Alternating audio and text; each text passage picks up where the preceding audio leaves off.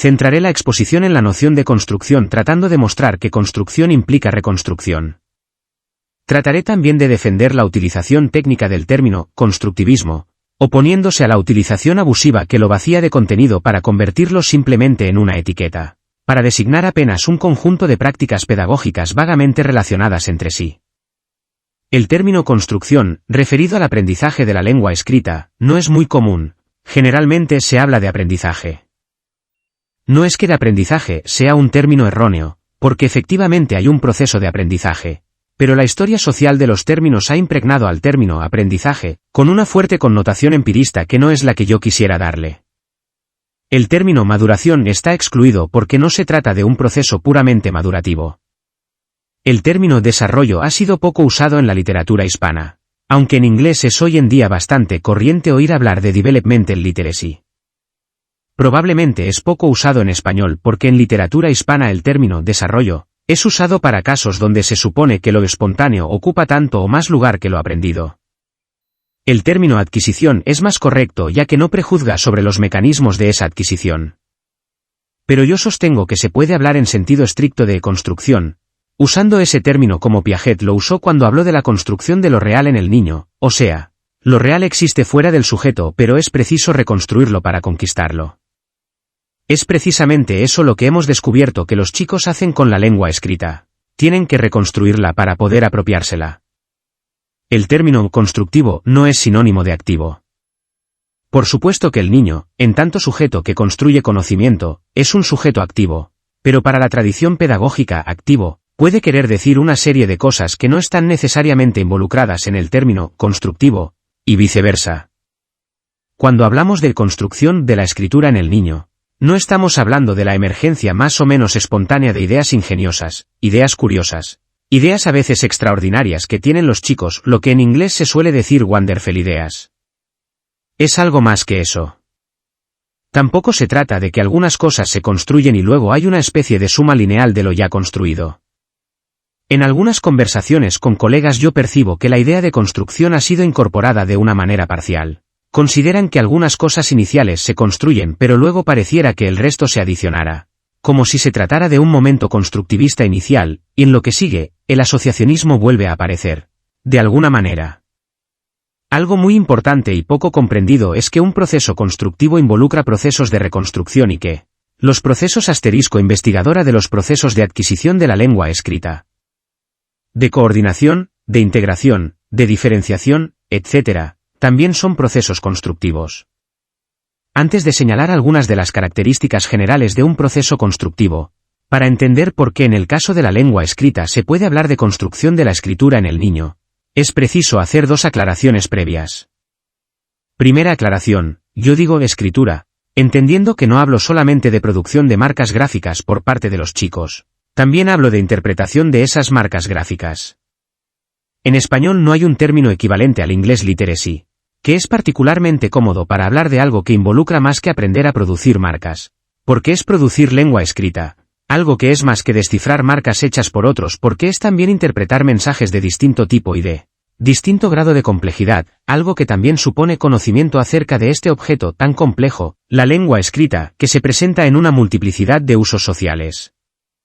Es cierto que gran parte de lo que hemos podido aprender acerca de lo que los chicos piensan de ese objeto ha sido más en función del análisis de sus producciones escritas que del análisis de sus actos de interpretación, de escritos producidos por otros. Pero eso no quiere decir que ese sea el único dato. Algo que me parece importante subrayar es que, para mí en particular y para otros colegas, el dato con el que trabajamos no es nunca la página que quedó marcada por el acto de escritura de un chico. El dato con el que nos parece adecuado trabajar es un dato múltiple que comprende a. Las condiciones de producción, b. La intención del productor, c. El proceso de producción, d. El producto y e. La interpretación que el autor del producto da a ese producto una vez producido. Es difícil aislar alguno de los componentes del proceso de producción y comparar luego los datos. Generalmente no se puede decir casi nada frente a una hoja escrita producida por un chico pequeño y mucho menos frente a una sola escritura. Es preciso cotejar una serie de producciones escritas y conocer las condiciones de producción, el proceso de producción y la interpretación final dada por el sujeto. Segunda aclaración, A veces trabajamos con datos obtenidos en situaciones experimentales bastante controladas. Y a veces trabajamos con datos obtenidos en situación espontánea. No creo que la dicotomía entre provocado y espontáneo tenga mucha significación. A veces trabajamos con grupos de chicos, a veces con chicos aislados. Todo depende de la pregunta a la que se quiere responder. Puede hablarse de proceso de construcción en el caso de la lengua escrita porque hemos podido identificar la existencia de conceptualizaciones infantiles que no es posible explicar por una lectura directa de los datos del ambiente ni por transmisión de otros individuos alfabetizados. Un ejemplo bien conocido es el problema de la cantidad mínima de caracteres. No solamente los chicos argentinos, mexicanos o venezolanos sino también los chicos franceses, italianos, y, según datos recogidos por Freeman y Bitzel, 1985, también los niños norteamericanos, piensan que hace falta una cierta cantidad de caracteres para que lo escrito sea interpretable. La cantidad óptima de caracteres es 3 y esto no puede atribuirse a una enseñanza directa de los adultos alfabetizados, porque un adulto de cualquiera de las lenguas que he mencionado lee palabras de 1 o 2 letras, artículos, preposiciones, conjunciones, formas verbales, etc. que tienen esa cantidad, y además existen fragmentos con 1 o 2 letras en la escritura del medio ambiente, environmental print. Lo mismo ocurre con la hipótesis de la variedad interna. Hemos podido identificar una serie de ideas muy poderosas que son mantenidas contra evidencias empíricas en contrario por los chicos y que no pueden ser explicadas como un resultado directo de la lectura de los datos de la experiencia inmediata o de la transmisión de informaciones por parte de adultos alfabetizados. En segundo lugar, hay evidencias que indican que esas conceptualizaciones tienen un carácter muy general y aparecen en chicos expuestos a ortografías diferentes, a sistemas educativos diferentes y a condiciones socioculturales muy diferentes. Eso no excluye, por supuesto, las especificidades. En tercer lugar, hemos observado reiteradamente que, si bien hay grandes variaciones en las edades de aparición de esas conceptualizaciones, las secuencias parecen ser regulares, lo cual autoriza a pensar que el orden de aparición de esas conceptualizaciones no es aleatorio. Los niños parecen resolver ciertos problemas en un cierto orden. La resolución de ciertos problemas les permite abordar otros. Eso también autoriza a pensar que es posible hablar de una relación de filiación entre esos modos de conceptualización, entendiendo que una filiación es más que una mera sucesión. Una sucesión de ideas extraordinarias, de los chicos no es más que una sucesión hasta que no podamos identificar cuáles son las relaciones de precedencia, que permiten dar cuenta de lo nuevo que aparece en términos de lo anterior construido. Una simple relación de precedencia no señala la necesidad de ese orden. Quisiera además señalar que, en la búsqueda de antecedentes que permiten dar cuenta de las construcciones subsiguientes, pocas veces se encuentra un caso en que lo precedente está de alguna manera prefigurando lo que sigue. La precedencia suele estar dada por nociones que no prefiguran las subsiguientes pero que permiten su aparición a través de los conflictos que ellas mismas contribuyen a engendrar. La búsqueda de las relaciones de precedencia constructivas no debe confundirse con la búsqueda de errores progresivos. Algunos investigadores se dedican a buscar, dentro de las conceptualizaciones infantiles, lo correcto, o lo menos erróneo, con respecto al sistema de escritura que el niño está tratando de aprender, de tal manera que y porque las concepciones empiristas son tremendamente tozudas, tendríamos nuevamente la aparición de ideas parcialmente correctas, un poco más correctas, bastante correctas, hasta que sean totalmente correctas. En una visión constructivista lo que interesa es la lógica del error. A veces se trata de ideas que no son erróneas en sí mismas sino que aparecen como erróneas porque se sobregeneralizan, siendo pertinentes solamente para algunos casos, o de ideas que necesitan ser diferenciadas, o de ideas que necesitan ser coordinadas o, a veces, ideas que generan conflictos y esos conflictos juegan un rol de primera importancia en la evolución. Algunos de esos conflictos los entendemos muy bien, esperamos entender mejor otros en un futuro no muy lejano. Por ejemplo, el requerimiento de cantidad mínima al cual nos hemos referido y que ha sido ampliamente documentado, parece cumplir inicialmente la función de mantener una diferenciación entre las partes y la totalidad. Los niños hacen una distinción que es extremadamente pertinente. Una letra es simplemente uno de los elementos para construir esas totalidades significativas con respecto a las cuales sí se puede hacer la pregunta, ¿qué dice allí? Las letras son simplemente los elementos con los que fabricamos algo interpretable. En sí mismas no son nada más que partes de un todo. El requerimiento de cantidad mínima parecería ayudar a mantener el clivaje entre las partes no interpretables, constitutivas de una totalidad interpretable. La distinción parte todo es uno de los problemas lógicos de carácter general que se manifiesta también en la escritura. Pero ese requerimiento de cantidad mínima, más adelante va a jugar otro rol, generando conflictos nuevos.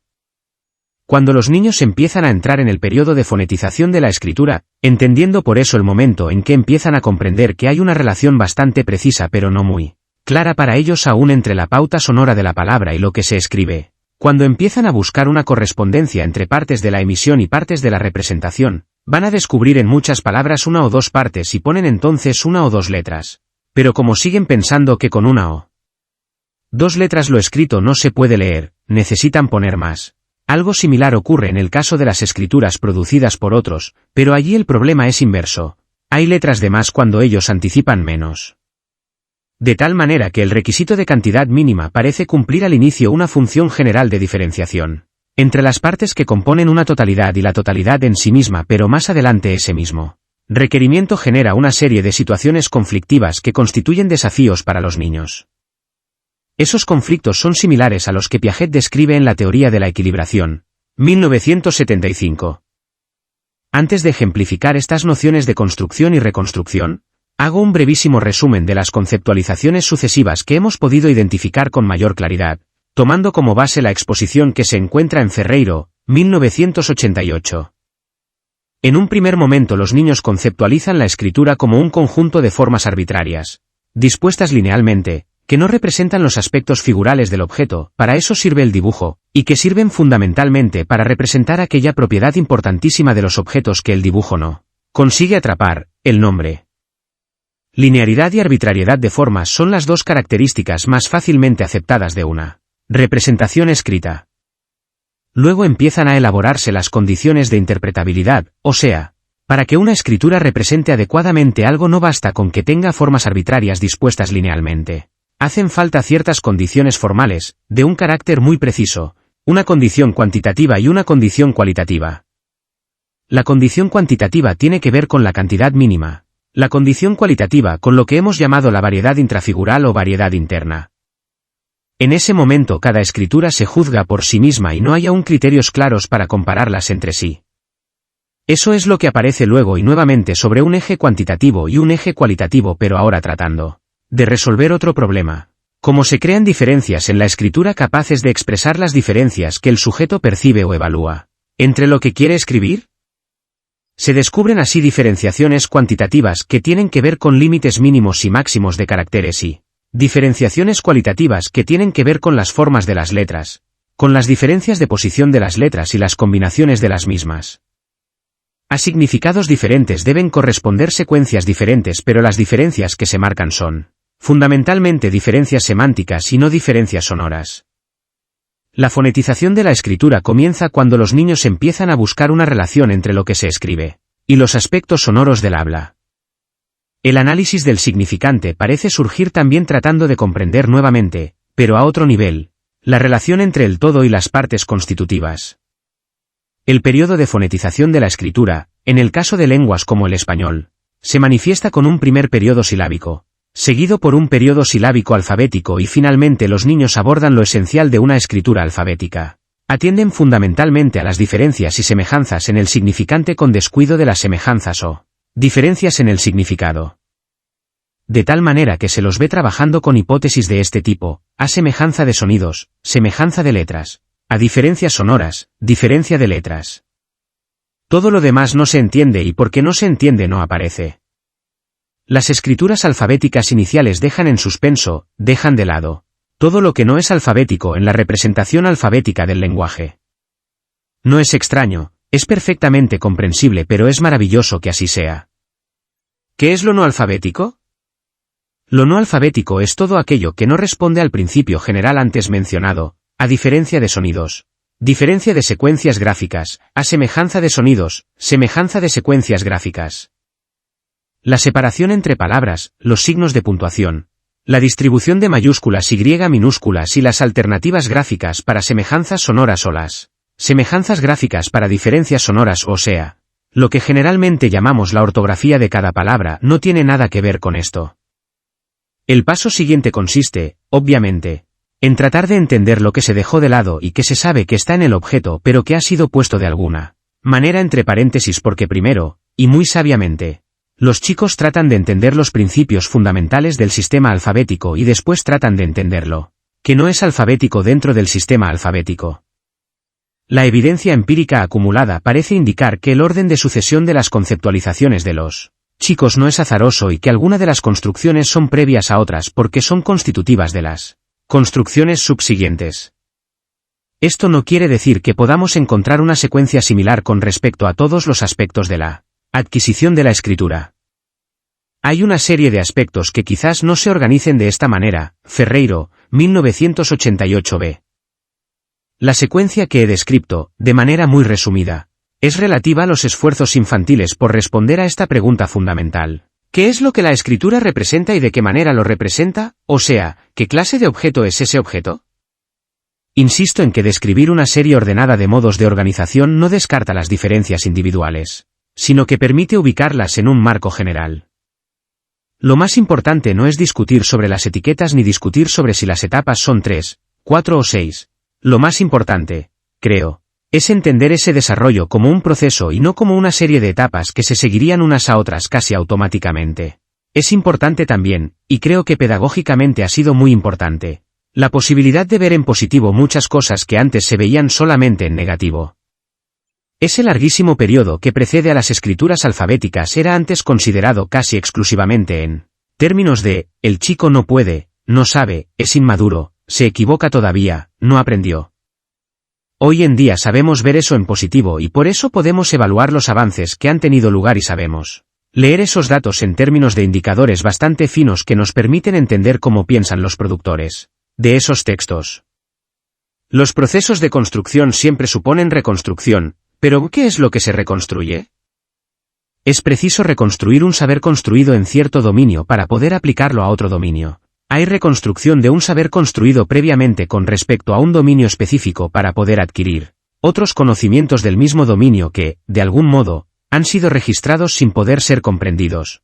También hay reconstrucción del conocimiento que de la lengua oral tiene el niño para poder utilizarlo en el dominio de lo escrito. Yo quisiera dar algunos ejemplos, utilizando datos que aún no están publicados y que espero que sirvan de ilustraciones interesantes de los procesos a los que estoy haciendo mención. Los primeros datos que voy a presentar tienen que ver con el problema de cómo se va construyendo progresivamente la correspondencia silábica hasta que ésta llega a ser una correspondencia estricta término a término. Se trata de un trabajo de tesis elaborado por una alumna mía, en México, Sofía Vernon, utilizando una técnica muy distante de la recolección de textos espontáneos. En este caso se trataba de proponerle al chico de 4 y 5 años la escritura de una serie de palabras con cantidad variable de sílabas, pertenecientes a un mismo campo semántico, nombres de medios de comunicación, comidas, flores, animales, etc., pero obligando a una detención después de cada letra escrita. Se trata de una técnica muy intrusiva, que pocas veces nos atrevemos a utilizar y que no propondríamos para un trabajo didáctico. Cuando el niño comienza a escribir, se lo detiene y se le pregunta, ¿hasta ahí, qué dice? El chico sigue y con cada letra adicional se repite la pregunta. El trabajo se realizó con chicos que, siendo presilábicos, estaban en el periodo más evolucionado del presilábico, es decir, que hacían diferenciaciones interescrituras, diferenciaciones cuantitativas o cualitativas, y que, además, podían resolver sin ninguna dificultad una tarea de segmentación silábica a nivel oral. En el caso que nos ocupa, la emisión silábica de palabras con una detención franca entre las sílabas. Estos datos permiten la reconstrucción hipotética de la siguiente secuencia evolutiva. 1. No se pueden interpretar las partes como tales.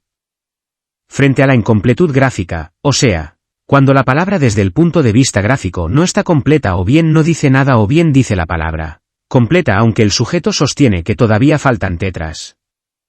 El ejemplo es de Itzel, ilustración primera, está escribiendo triciclo, pone una O, dice que allí, no dice nada. Agrega otra letra, una especie de R. ¿Qué dice allí? Triciclo, pero a la pregunta, entonces ya está completa, responde que no, que faltan letras. Pone otra más y ya dice triciclo. 2. Otro tipo de conducta consiste en la oscilación entre interpretar las partes incompletas como inicio de la palabra o como la palabra entera. Es el ejemplo de Pablo, ilustración 1b, quien está escribiendo barco. Con la primera letra dice barco, bar, con 2 dice barco pero todavía no está completa, dice bar, barco. Con 3 ya dice barco. 3. Otra posibilidad es interpretar la incompletud gráfica como correspondiendo a una parte de la palabra, pero la misma parte de la palabra cualquiera sea la incompletud gráfica hasta lograr la completud. Es el ejemplo de Lupita, ilustración 1C, con una letra dice BA, con 2 dice BA, con 3 también y así hasta que ya dice barco, con 6 letras. 4. El tipo siguiente es parecido al anterior, excepto en que pareciera haber una cierta conciencia de que el agregado de letras implica un cambio sonoro. Lo interesante es que en lugar de producir una variación cuantitativa, es decir, más pedazos de sonoridad para más letras, se producen variaciones cualitativas. Ejemplo, Vladimir, ilustración 1D, quien está escribiendo tortilla. Con 1 dice tor, con 2 también, con 3 dice tar, con 4 dice tir, con 5 vuelve a decir tor y con 6 ya dice tortilla. 5. Los chicos llegan a considerar que la correspondencia debe ser cuantitativa, es decir, que a más letras corresponden más pedazos de sonoridad. El problema es encontrar una manera de anticipar cuántos pedazos de escritura hay que poner. Es el ejemplo de Carla, ilustración 1, y que está escribiendo avión, en una letra dice avi, con 2 dice avió, con 3 dice avió, con 4 dice abuó, con 1 o a la francesa, con 5 dice abuón y con 6 dice avión, avión. Un ejemplo similar es el de Angiu, ilustración 1F, por gran dificultad en anticipar cuántas letras tiene que poner. Angiu produce cambios consonánticos en la emisión, pero tratando de introducir consonantes neutras, emisión con boca cerrada. Está escribiendo tamarindo, con 1 dice ta, con 2 dice tama, con 3 tamarrín, con 4 tamarrín m, y así siguiendo, hasta que con 7 letras finalmente dice tamarindo, sin silabear. 6. Los esfuerzos por controlar la correspondencia cuantitativa buscando sistemáticamente aumentar la sonoridad a medida que aumentan las letras, se expresa en una búsqueda de correspondencia silábica, aunque no sea siempre una correspondencia silábica estricta. Es el caso de Rodrigo, ilustración 1 gramo, escribiendo tamarindo, con 1 dice ta, con 2 dice tama, con 3 dice tamarrindo. Reitero que todos estos chicos no tenían ninguna dificultad en el recorte silábico oral de las mismas palabras o palabras similares y estaban en una situación que los obligaba a elaborar una justificación frente a cada letra agregada. Ilustración 2. Estos datos sugieren que la hipótesis silábica en la escritura no aparece como una aplicación directa de la posibilidad de recorte silábico a nivel oral, que no es porque el chico sabe recortar muy bien a nivel oral en sílabas que inmediatamente puede aplicar ese saber hacer oral a la escritura. Por el contrario, estos datos parecen sugerir que ese saber hacer a nivel oral debe ser reelaborado, que hay que redescubrir la utilidad de la sílaba para resolver un problema de la escritura, para saber cuál es el valor de las partes de un todo en proceso de construcción. He calificado a esta secuencia de reconstrucción hipotética porque ningún sujeto, en todas las situaciones, presenta solamente un tipo de conducta. Pareciera haber coexistencia de algunos de estos tipos de conducta y esos son problemas que todavía deberemos investigar. Ilustración 3. El siguiente ejemplo tiene que ver con la comprensión de algunos aspectos de la ortografía. En la comprensión de esos aspectos es muy posible que también encontremos una evolución psicogenética. Si recordamos que incluimos en lo ortográfico, tanto la ortografía de las palabras como la separación entre palabras, la distribución de mayúsculas y minúsculas y los signos de puntuación, pasará mucho tiempo hasta que podamos establecer con claridad cuáles aspectos responden a una evolución psicogenética. Pero ya es posible empezar a ver en positivo algunas desviaciones ortográficas. Algunas letras difíciles, o poco frecuentes pueden ser bien aceptadas cuando se les puede dar un valor unívoco. Es lo que ocurre, con la escritura del cuento de Caperucita Roja que realiza este chico de segundo grado, que viene de algún lugar de la provincia de Buenos Aires. Esta producción es interesante porque hay un superuso, o abuso, de la Q, que no esperaríamos. Ilustración 2. Este uso exagerado de la Q se puede ver como que aún no aprendió a usar esa letra. Pero es mucho más pertinente verlo como un intento de regularización ortográfica. La Q tiene la enorme desventaja de ser un dígrafo, es decir, 2 letras para un fonema, pero tiene la ventaja de ser unívoco, cada vez que está la Q corresponde barra diagonal K barra diagonal, mientras que con la C no pasa lo mismo. Los intentos de regularización ortográfica son extremadamente frecuentes. Los chicos quisieran que la ortografía fuera lo que debería ser, a diferencias sonoras, diferencias de letras. A semejanzas sonoras, semejanzas de letras. Esto de tener una C, una Q, una K, todas para el mismo sonido /K/, les parece disparatado, y entonces a veces omiten provisoriamente algunas letras para ocuparse de otras, gráficamente más difíciles pero cuando menos más regulares. En el siguiente ejemplo, ilustración 3, tenemos otra versión del mismo cuento, de un chico de segundo grado de la ciudad de Buenos Aires. Aquí es interesante atender a las segmentaciones del nombre mismo del personaje, Caperucita Roja. No importa que escriba Caperucita.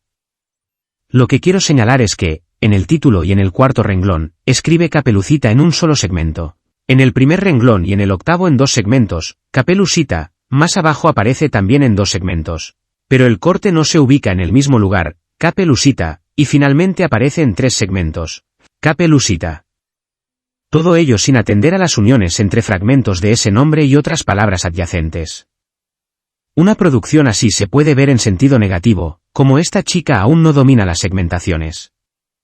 En sentido positivo podemos decir que está ensayando, está probando todas las segmentaciones que se le ocurren aceptables. Aceptar las segmentaciones es aceptar algo difícil porque, como sugiere la poca evidencia disponible, la noción de palabra que los niños elaboraron a nivel oral no sirve tal cual para la escritura. Los niños tienen que reelaborar su noción de palabra en virtud de las restricciones que la escritura impone. Último ejemplo, esta vez a nivel del conocimiento pragmático de la lengua oral y la posibilidad de utilizarlo en la escritura.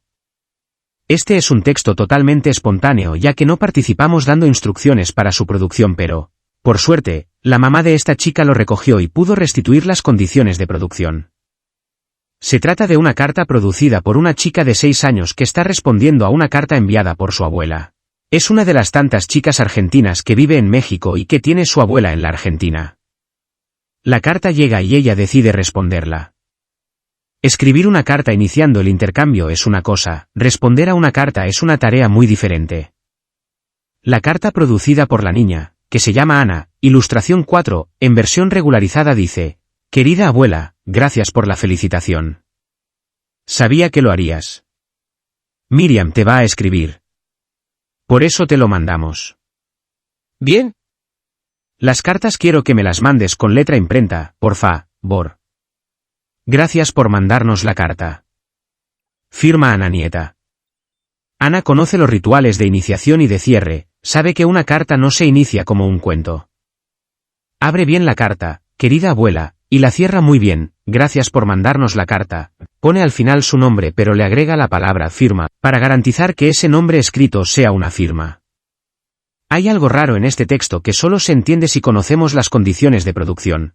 En el momento en que Ana decide responder, le pide a su madre que lea la carta de la abuela en voz alta. La madre empieza a leer y Ana la va deteniendo para escribir algo y eso explica lo que no está. Porque las detenciones que ella solicita corresponden a fragmentos definidos de la carta de la abuela. La mamá lee: esta carta va a llegar para tu cumpleaños, te envío muchas felicitaciones. Ana escribe: gracias por la felicitación. La mamá lee: me paso horas pensando lo que vamos a hacer juntas y en los lindos lugares a los que iremos cuando vaya a visitarte. Ana escribe: sabía que lo harías. La carta sigue preguntando acerca de la compra o el alquiler de un departamento. Ana se abstiene y dice: Miriam te va a escribir, o sea, su madre. La carta sigue diciendo: gracias por mandarme el cenicero de regalo. Me gustó muchísimo. Ana escribe: por eso te lo mandamos. La carta pregunta cómo están Ricardo y su familia y Ana contesta: bien. Termina la carta de la abuela y Ana cierra con un pedido. Ana está restituyendo las condiciones de un diálogo. Para poder hacer eso que llamamos responder, necesita restituir al interlocutor. Ana, que tiene competencias dialógicas orales muy desarrolladas, está utilizando lo que sabe del diálogo en una situación que, si bien es dialógica, no es lo mismo que un diálogo cara a cara. Ilustración 4 y 5 ocurre, además, que la mamá de Ana no envió inmediatamente la carta, porque estaba convencida de que la abuela no iba a entender, que era preciso agregar una carta propia explicando lo que había acontecido. Por eso Ana pudo reencontrar su carta 2 días después y, Aunque estaba muy enojada con su madre porque la carta aún no había sido enviada, pudo releer su texto y dijo, la abuela no va a entender. Entonces agrega a su carta algunas cosas de tal manera que el texto final tiene esta apariencia. Ilustración 5. Querida abuela, gracias por la felicitación. Sabía que lo harías, ir al parque. Miriam te va a escribir. Por eso te lo mandamos, el cenicero. Bien están Ricardo y Suramelia. Las cartas quiero que me las mandes con letra imprenta por favor. Gracias por mandarnos la carta. Cuando llega al final, duda con una palabra y pregunta a su madre, ¿nieta va con ñ? La madre responde que no y entonces Ana, en lugar de corregir la palabra nieta, agrega, esa ñ no la leas. El poder de la escritura es tan grande que puede incluso negarse a sí misma. Espero que estos ejemplos, tomados expresamente de 3 problemas diferentes entre sí, y recogidos en situaciones muy diferentes, sirvan para entender la importancia de los procesos de construcción y reconstrucción. Ni el conocimiento del recorte silábico a nivel oral basta para desarrollar inmediatamente una hipótesis silábica, ni la noción de palabra basta para encontrar las segmentaciones en la escritura, ni la competencia dialógica oral basta para responder a una carta.